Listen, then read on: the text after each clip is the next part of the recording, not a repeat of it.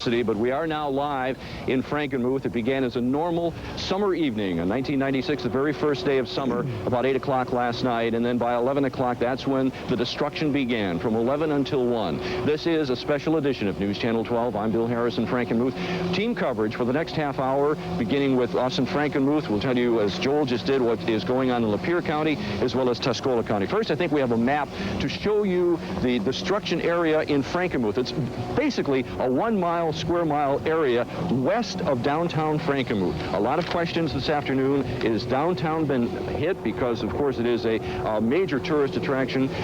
Tony Miller is literally looking, he's racing in our direction right now, but I had a chance to talk to Tony and some of the other crew. There is some minor damage downtown. The majority of destruction, though, you see in the screen before you. There are some live pictures. We are just west of downtown on Tuscola Road, Tuscola and Damel. Now, if you are maybe a runner in the Volkslaufer race, Damel Road rings a bell. You've run Damel Road before and Tuscola. I'm going to ask the truck if they get a shot of the church. This is the key point. No matter where you are in downtown Frankenmuth, the St. Lawrence Church sticks out. It's one of the major points. We are literally a couple hundred feet away from the St. Lawrence Church. There is some minor structural damage that JR and I could see as we walked in, but the church looks pretty much intact. But from the church on west, there is a lot of destruction. I'm going to call JR in right now. I'm going to make a walk over here. If you're familiar with the St. Lawrence Church area, like I say, ever been to Frankenmuth, to the west of the church is a cemetery, and that's where we are right now. JR, how you doing? That's fine, Bill. Let's take a walk in to show you, and he's going to tell us his observations. Let's pick up Doug Moyles on the inside here.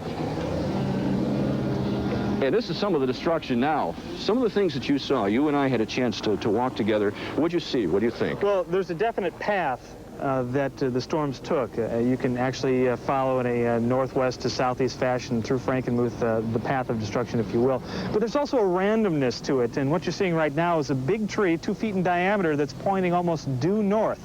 But the tree that we came through to get into this little alcove here, if you will, Bill, is actually pointing due east. And off to the north, about 100 feet or so to the north of where we're standing, is another tree that's actually pointing to the south and east. And we have a number of trees pointed in various directions, which indicates a randomness or perhaps a tornado that was jumping from place to place. But all indications are pointing to definitely a tornado. Back in the summer of 1986, for example, at the Timber Ridge Golf Course in East Lansing, it was straight line wind damage where everything was pointed in the same direction. That's what you look for straight line winds. But what we're seeing here is a randomness that definitely points to tornadic activity. Now, you have Chris Crocker call White Lake. They're looking into it right now, the National Weather Service as well? Right. They will send somebody up to observe the damage, and then what they'll do is they'll go back and look at the next-rad Doppler radar information and then correlate the two before they will say officially that it is. But with the conversation we've had on the phone, they're pretty much convinced that this is a tornado, and I'd have to agree. Let's take a walk back out through back to Tuscola Road, if you would, coming back out to where the damage was. One of the things that you and I saw on the way into was, well, there's a barn, well, maybe a couple hundred yards off to our right. The debris is scattered from our vantage point and also all the way to the other side of the church, right? Yeah, that's, again, an example of the randomness that's happening. The barn over there, and then there's another barn behind us. But, yeah, there's a house in between the two barns, and then another house just to the east of the second barn, and those were spared. And that indicates possibly something that's jumping around a little bit. You know, I see one of the cameras pointing in the direction across the street from us right now. The barn, one of the barns that JR was talking about, sort of a diamond in the rough. As an antique car owner, you always imagine there's an antique car hidden in a barn somewhere. Well, fortunately or unfortunately, this one, if we can get a shot of it, it's an old antique Chevy. We might see a little bit later on if we don't have a picture of it right now. What model was that? A 50? It was a 59 Chevy. We also had a horse in the barn, too, as a matter of fact, and he's just walking around over there, so he's just fine. He's fine. Tony Miller. Now, I'm going to call Tony, and Tony Miller joins us. Haven't talked to you. Saw you doing the 10K race yourself, coming from the other side of the church. Yeah, I'm trying to grab his cell phone and bring it over to what have you seen? What's been your role so far? We were downtown. Dave Hinkleday and I were downtown today, and downtown Frankenmuth, and it's just not the downtown you're used to seeing. So, several businesses have been damaged, including Oscar Rao's furniture store, where some windows were shattered, and furniture was sucked out by the tornado and destroyed. The Frankenmuth Brewery is missing part of its roof. Aunt Hattie's is missing a part of its roof, along with the library, and We understand also in the residential area that about 30 homes have sustained serious damage and a lot more homes have sustained minor damage. Now, we understand that there were several gas leaks as well last night, and they were concerned about that. There were, of course, you were telling them about the trees that were uprooted, I'm sure, and the power poles and power lines.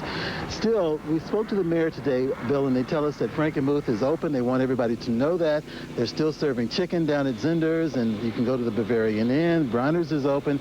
And so the majority of the tourist attractions in Frankenmuth are open. But one thing you should know about is that you should enter through the south of the city. Don't try to come in through the north. Come in through the south of the city. We ran into Governor Engler as well. He was at the City Hall, and he told us that he is going to make some kind of a disaster declaration. He has toured the area in an unmarked white car today, and he's going to make some kind of a disaster declaration.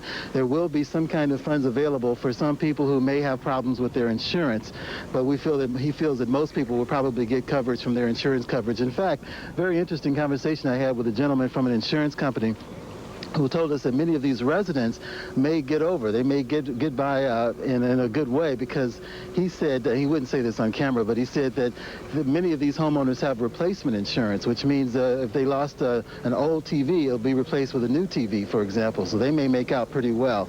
We understand that the Red Cross is also offering shelter for anyone who needs it. They are located at the City Hall, and they are also there making damage assessments, and they're also giving out supplies to anybody who needs supplies. I don't know, we could not hear Joel Fike at the top of this special report, but I want to reiterate, too, in case he did mention, for reiteration, the governor has been asked to declare Lapeer County a disaster area as well because of the flooding out there. All right, now, J.R. Kurtek, meteorologist J.R. Kurtek, you were on the air last night following the path of storms. Give me a time frame before we move over to our next step here. Well, we had some thunder showers early in the evening that just didn't quite pan out, and then along about 10:45 p.m. we noticed some rapidly developing thunderstorms, what we call supercell thunderstorms, complex of thunderstorms that typically do produce tornadoes. And shortly before 11 p.m. we broke in on the air with a tornado warning for southeastern Midland and northern Saginaw County. Now, this is the first and only warning or watch at that point. That was the first warning, and as soon as that warning went up, they did issue a tornado watch until 5 a.m. for mid-Michigan that went into effect at 11:02. And we had reports that the tornado here in this area occurred at about 10 after or so. And along about that time as well, for northeastern Genesee County, we issued a tornado warning for the Clio area, and that is probably the thunderstorm that did the damage here. When that first kicked in, then our team coverage, basically, might say, continued. Doug Moyles, now reporter, photographer Doug Moyles, grabbed the camera and went out on the scene. And I talked to you on the phone. You came here to Frankenmuth first, right? It was real strange coming into town last night, Bill. No street lights on. All the power was off in town. Tough to get your bearings. The headlights just didn't cut it. The streets were cluttered with debris. I think we have some tape. There's a car that's probably 20 yards to my left. When I was watching TV before this all hit, it was 20 yards to my right. So it picked it up, carried it. I'm not sure if it flipped it, but it, did some pretty heavy damage to it. That's 120 feet this car was moved. This dumpster weighs hundreds of pounds. It was airborne. Zachary Zeilinger and his parents were at home when the tornado hit, and hit hard. Then when it hit, it sounded like a train, and everything started vibrating. We made it downstairs, so it was at least 20 seconds, and then the power shut off, and everything, you could hear glass breaking, just the crack of trees. When Frankenmuth officials got an idea of the damage done, they activated their emergency plan. Dozens of volunteer firefighters, their trucks, ambulances, and state police hit the streets. Early this morning, Frankenmuth City Manager Charles Graham said while there's lots of property damage, it could have been worse. We're also thankful for the fact that there's no, as far as we know at this point, there's no injury to any people. He doesn't know why, with the extent of damage, no one was injured. I guess I can't answer that. I don't know. I'd say, the Lord was watching over us is the only answer I know to give to that.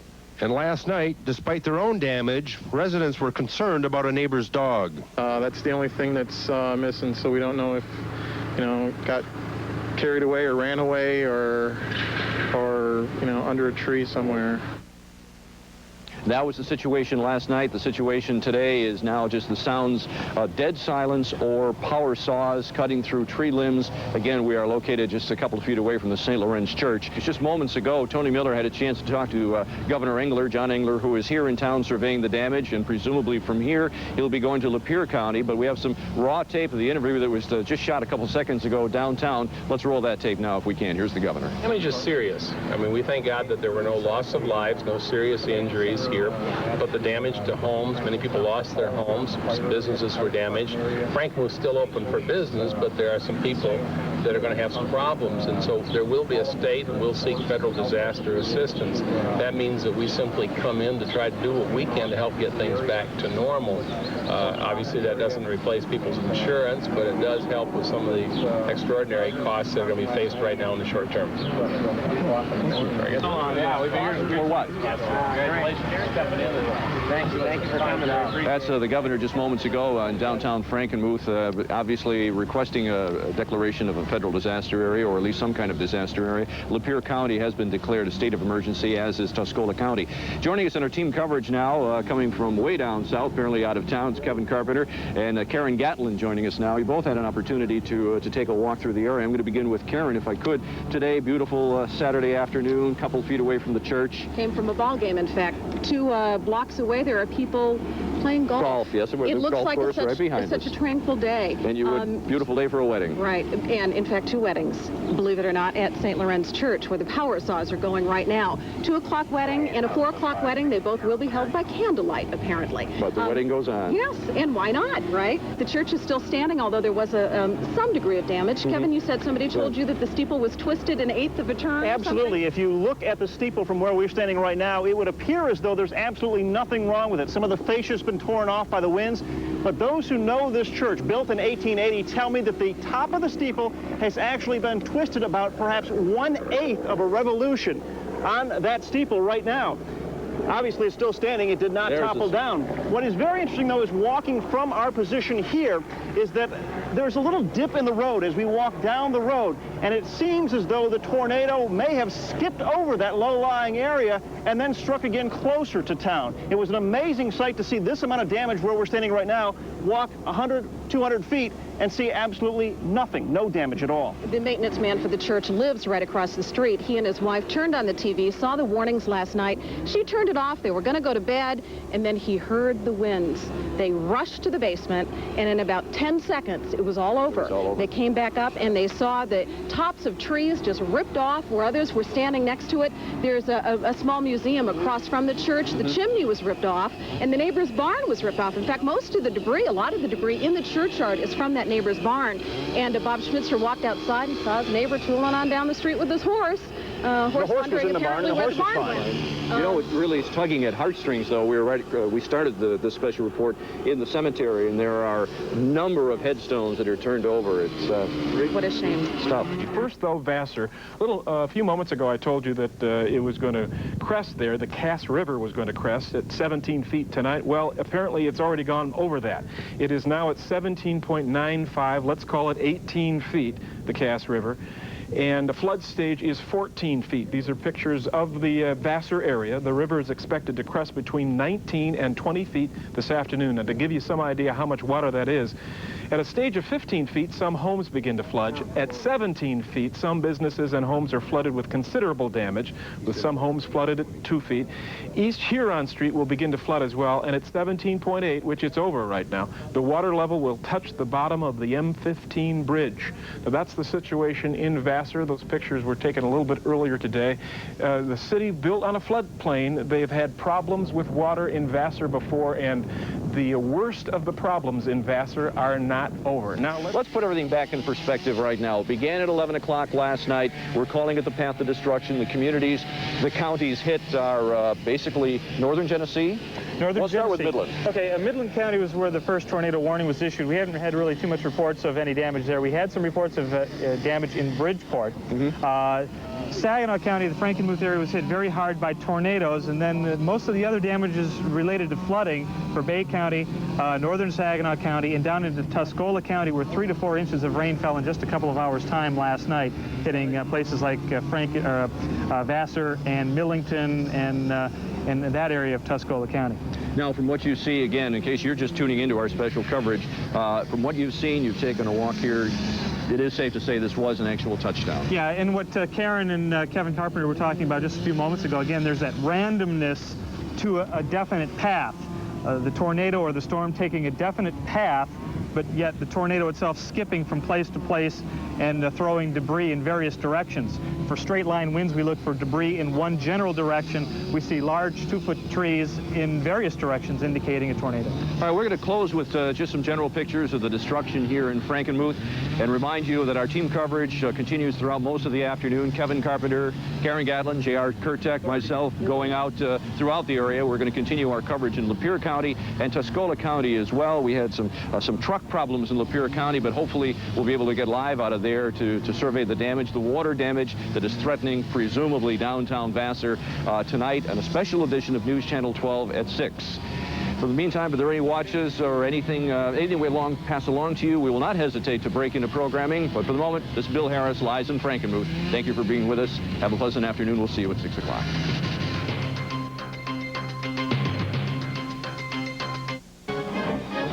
Live from the news center of mid-Michigan, this is News 5 at 6.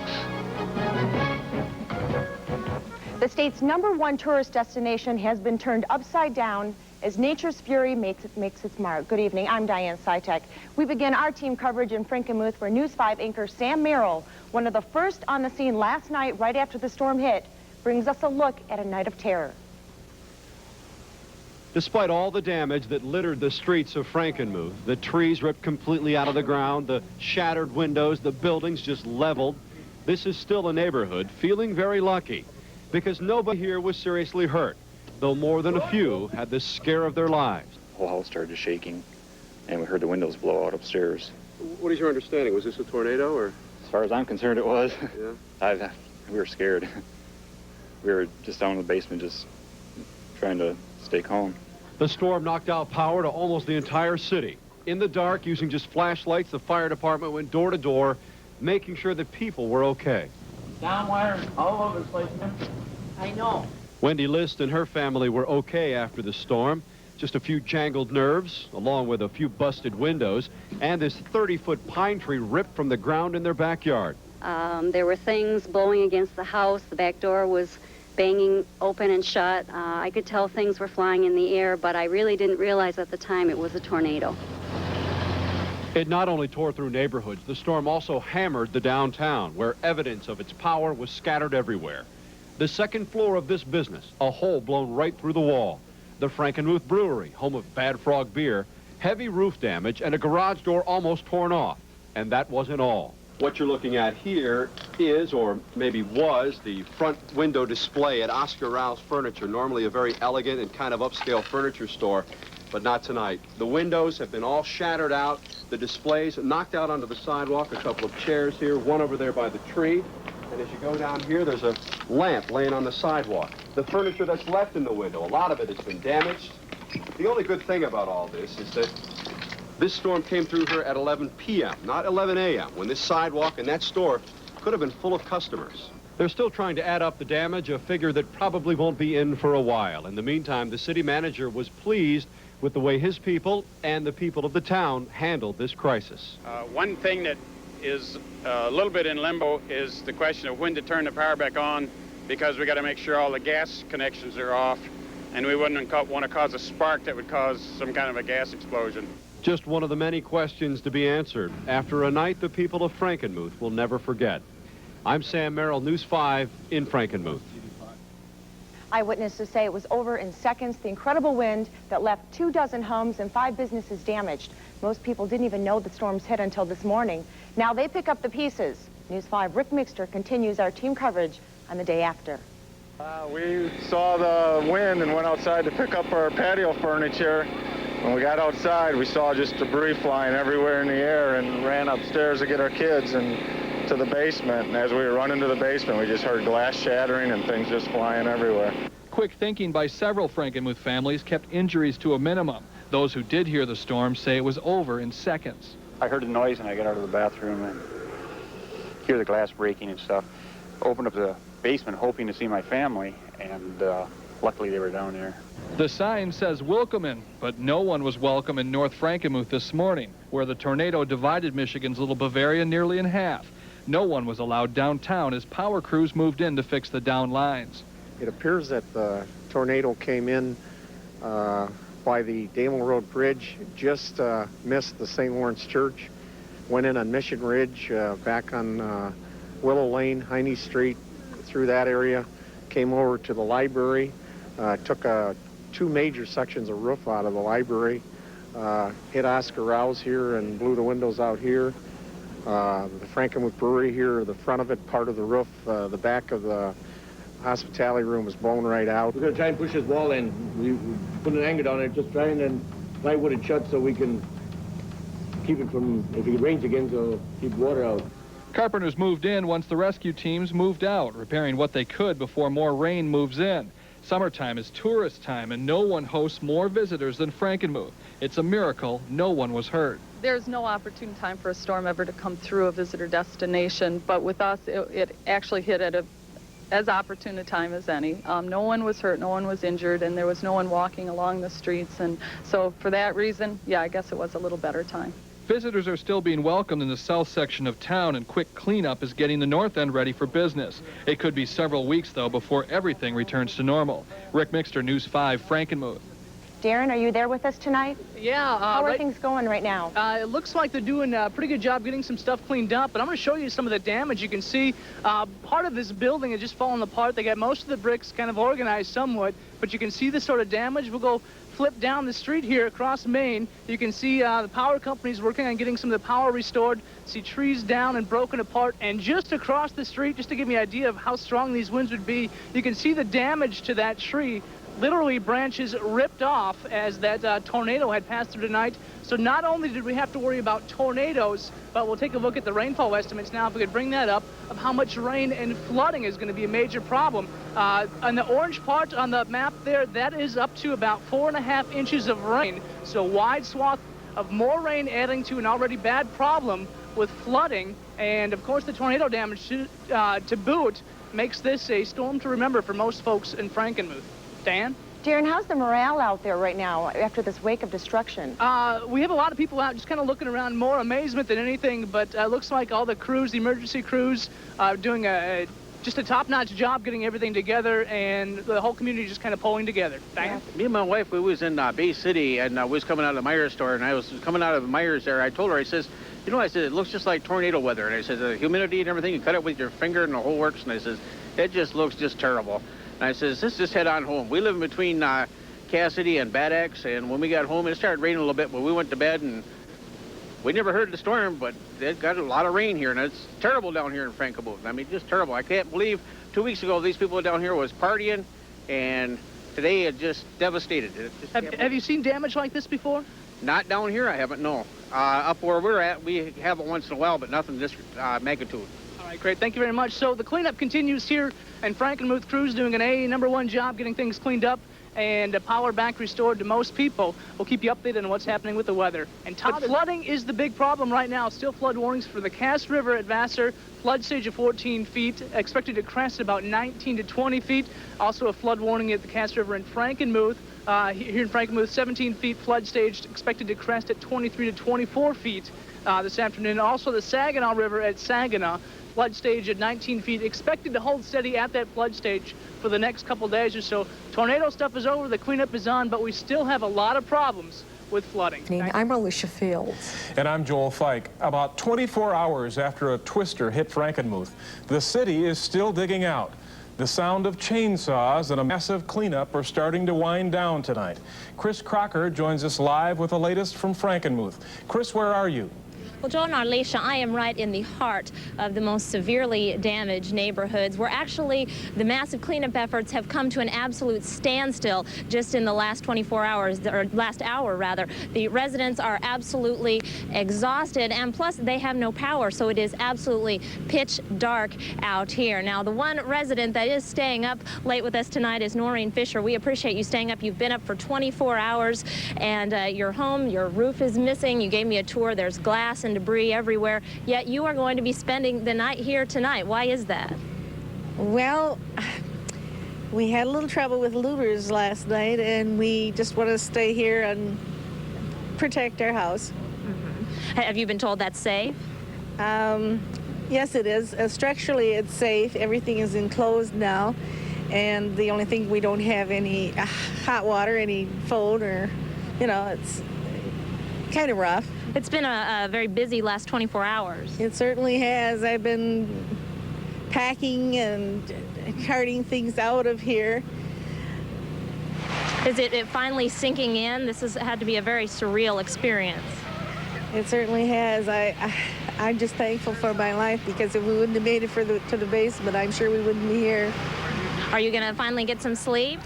Hopefully. All right, thank you very much for staying up with us. We appreciate it, and I hope you do get a restful night. She mentioned there was some concern about looters. Earlier this evening, there were people milling around, a lot of sightseers. However, the state police are here, the Frankenmuth police are here, and they say are stopping anyone they see on the street. They say if you don't belong here, if you don't live here, you are trespassing, and you can be arrested. Just about the only work that we have been seeing going on still here tonight are the people with the power company and the phone crews. They're working very hard to get those services back in effect in this area. They have restored power to some homes, but it looks like it's going to be quite some time before those houses here in the hardest hit area will get their power back, and life will start maybe returning to normal. Reporting in Frankenmuth, the twister gave peaceful upscale neighborhoods the appearance of war zones.